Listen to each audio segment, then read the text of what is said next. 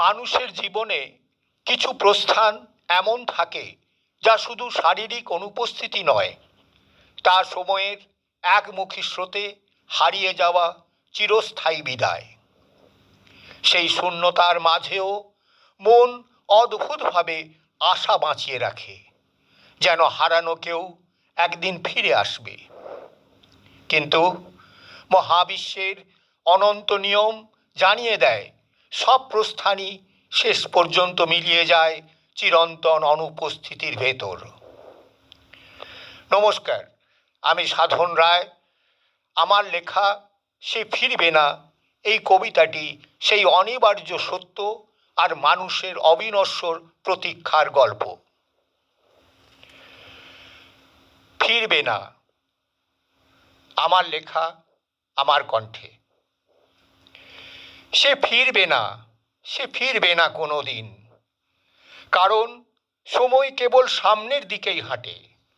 তার পদচিহ্নে নেই ফিরে আসার কোনো ভাষা।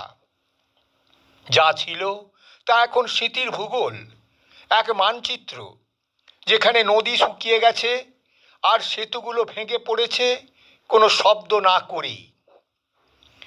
এক বিকেলের কথা মনে পড়ে, চা ঠান্ডা হয়ে গেছিল টেবিলে। তুমি উঠোন পেরিয়ে চলে গেলে, পেছনে তাকাওনি একবারও। সেই না তাকানোতেই সব ফিরে যাওয়ার পথ বন্ধ হয়ে গেছিল। প্রতীক্ষা এখন মরুভূমির তৃষ্ণা, যেখানে জলের বদলে ওঠে বালুর ঢেউ, নিভে যাওয়া তারাকে আবার আকাশে জ্বালাতে চাওয়ার চেষ্টা। তবু মন থামে না, কারণ সবচেয়ে মিষ্টি মিথ্যাই মানুষকে বাঁচিয়ে রাখে সবচেয়ে বেশি। সে হয়তো একদিন ফিরবে, কিন্তু মহাবিশ্বের নিয়ম অপরিবর্তনীয়।